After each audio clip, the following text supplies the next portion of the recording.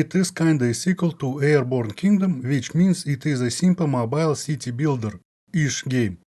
You see, lore-wise it has no story ties to the original. There are mentions of an Airborne Kingdom of old, but it isn't related to that game. That game is about somber, feastful, post-apocalyptic corrupt vibes humans. This game is about peppy, friendship is magic, haram birds. Then, gameplay-wise, this is more of the same as the original. I can't name a single significant difference from memory, besides the combat. And finally, the city building aspect is now downplayed so much that this is more like a casual action elite-like customizable vehicle adventure. So, saying that just more of the same is as great the second time around as the first time, despite all the novelty removed and none of the issues fixed, is a hard proposition, especially when it's me trying to convince myself. But then again, it is Friendship is Magic Birbs with virtually no death and every villain forgiven. And it does have the rudimentary combat system absent in the first game. Also, this game has a much bigger focus on the characters and their tweet-sized writing and side quests. The graphics options are pathetic, they didn't fix anything. The new game looks as blurry and smeared as the original. Trying to look at it feels like I am rapidly going blind. The art style is way less abstract. They've kept some of the ornamentation, but otherwise it's the same usual continents in the sea.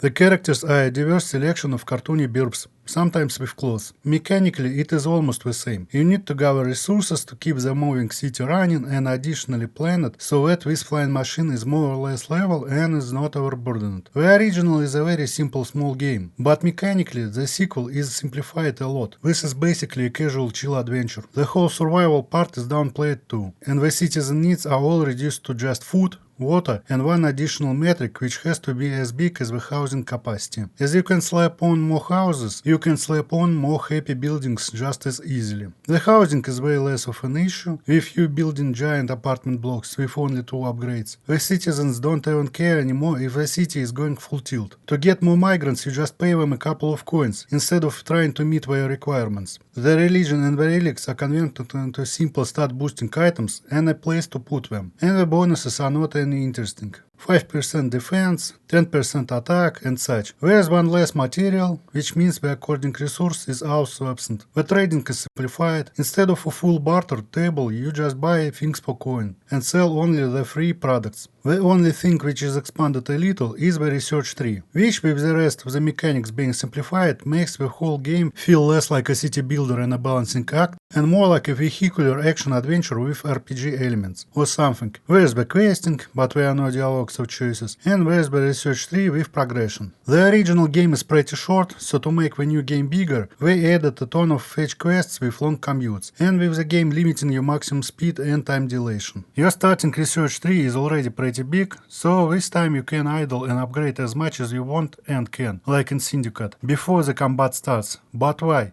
As long as you have just one defense turret, the combat is not an issue. The attacks are mostly just tiny squadrons on small planes, which are dealt with automatically by your defenses. If something is damaged, you can repair it. If something is destroyed, there is a convenient button to rebuild it. And during the early game you can research repairman shops, which do that automatically. If you want to take on the enemy bases, you need the cannon. The heavy enemy ships is the only combat related thing you have to think about. You can try to use the cannon against them, you can try to catch up with them so your turrets will be in range, or during the mid game you gain access to the fiddly attack planes. The rest of your cannons is not very useful. The other issue is that you are limited to only 6 combat slots. Yes, you can build Tesla, but it has low range and it reloads for too long, or you just build merely 4 normal turrets to cover your entire city. You can build the freeze cannon and try to catch the heavy ships, or you can build the fighter planes. You can build the bombardment cannon, but its AoE is not that big, and you have to aim it with your entire city, and for that you need to be in range of all enemy weapons. Instead you can just get the second normal cannon to switch between them while they reload, and a second fighter plane hangar to deal with heavy ships faster. The combat is not really involved in this game,